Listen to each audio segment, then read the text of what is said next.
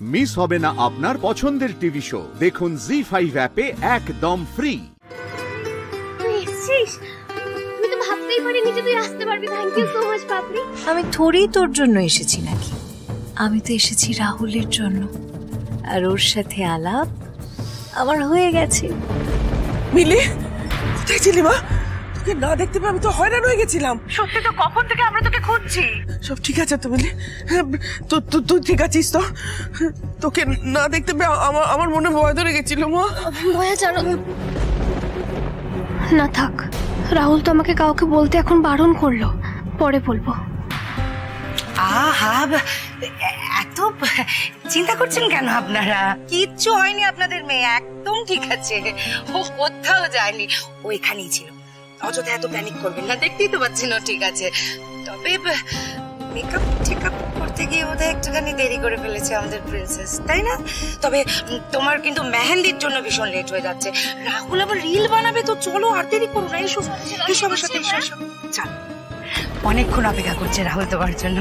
এসো এসো, বসো বসো বসো। এই যে মেয়ে, তুমি জানো তো ওর হবু বরের কি নাম? রাহুল। খুব সুন্দর করে ওর হাতের মাঝখানে একটা হার লিখে দাও তো। কোনো কিছুরই তো নেই অভাব ভালোবাসা ছাড়া, তাই তো খুঁজছে সে মনের মানুষ হয়ে দিশে হারা। আদরেরই ডাকে ডাকবে কে তাকে, কে যে দেবে সাড়া। শহুরে আলোতে মন্দ ভালোতে রাখবে কে পাহারা। রূপকথার সাজে রোদ্দুরের মাঝে মেঘলা গোধূলি, সুখের দোয়াতে আদর ছোঁয়াতে আসছে মিলি। এক টুকরো ভালোবাসার নাম মিলি, খামখেয়ালি রঙিন আদরে খাম মিলি। আদরে জড়ানো, সোহাগে মোড়ানো, এক টুকরো ভালোবাসার নাম মিলি।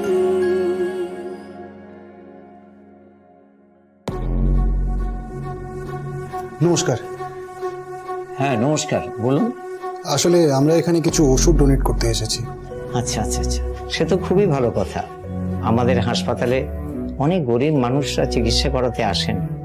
তাদের ওষুধ কেনা তো দূরের কথা, সামান্য খাবার কেনার সামর্থ্যটুকুই নেই। হ্যাঁ, সেই জন্য তো অর্জুন দা এসব ওষুধগুলো নিয়ে এসছে। কোথায় রাখবো? এই তো এখানে রাখুন।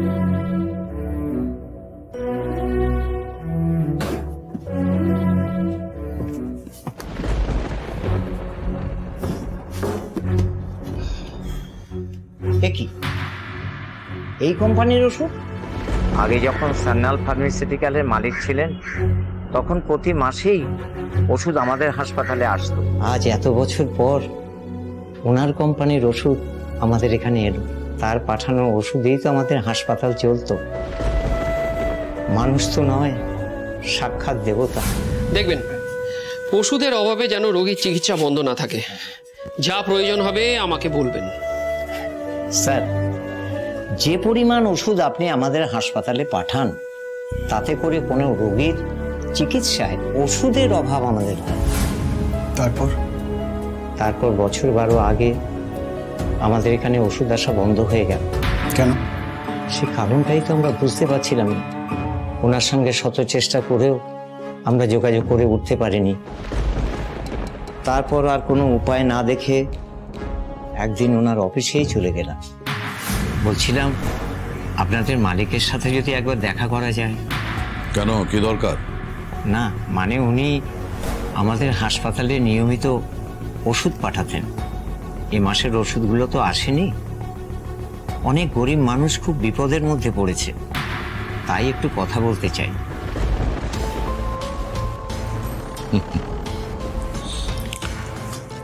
আসলে কি হয়েছে, আমাদের কোম্পানি এখন এই দান খয়রাতি করাটা না বন্ধ করে দিয়েছে। লস হচ্ছে। আপনি এক কাজ করুন, আপনার ওষুধপত্র যা যা লাগবে আপনি কিনে নিয়ে যান। হ্যাঁ, আপনাদের জন্য একটা ডিসকাউন্টের ব্যবস্থা করে দিতে পারি। That's all. আপনি কে আমি জানি না, তবে আপনাদের মালিকের সঙ্গেই আমি কথা বলতে চাই। প্লিজ একটু দেখা করার সুযোগ করে দিন না। মালিকের কথাটাই কিন্তু আমি আপনাকে বলছি, আর আমি কে সেটা আপনি কিছুদিনের মধ্যেই বুঝতে পারবেন। এখন আসুন। আপনাদের মালিকই বলেছে ওষুধ দিতে পারবেন না। কেন এক কথা বারবার বলছেন? I am not suppose two answer your question. আসুন। একেবারে কুকুর ছাগলের মতো ব্যবহার করেছিল আমার সাথে ওই কমলেশ রায় বর্মন। ওকে আমি কোনোদিনও ভুলবো না।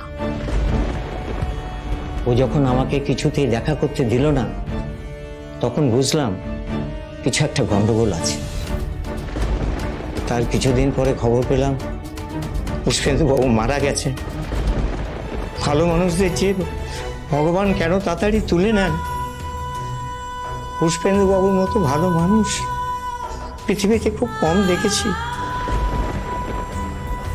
অর্জুনদা, তুমি তো আমার বাবার কথা বলছো না? তুমি পুষ্পেন্দু বাবুর ছেলে।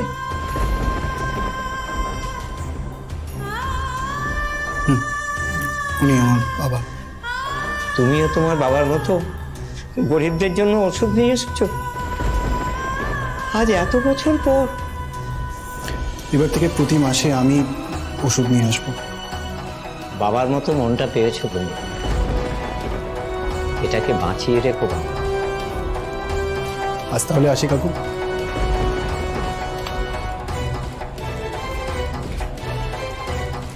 ঈশ্বর সত্যি আছেন, না হলে এত বছর পর পুষ্পেন্দু বাবুর ছেলে এসে আবার ওষুধ দিয়ে যায়।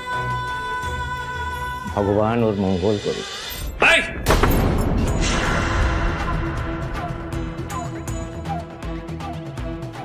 আমার ঘরে কি করছিস? কেন হাত দিয়েছিস ওগুলোতে? জানিস কত দাম ওগুলোর? আমি এটা করে করিনি, হাত লেগে পড়ে গেছে। বল, কে তুই? কে? কার সন্তান তুই? তোর সন্তান। হ্যাঁ। এই শোন, এইসব বাজে কথার আমার কাছে সময় নেই। ওদেরকে ইমিডিয়েটলি আমার ঘর থেকে বের কর, ইমিডিয়েটলি। জোজো শুধু বাইরে গিয়ে খেলো, যাও।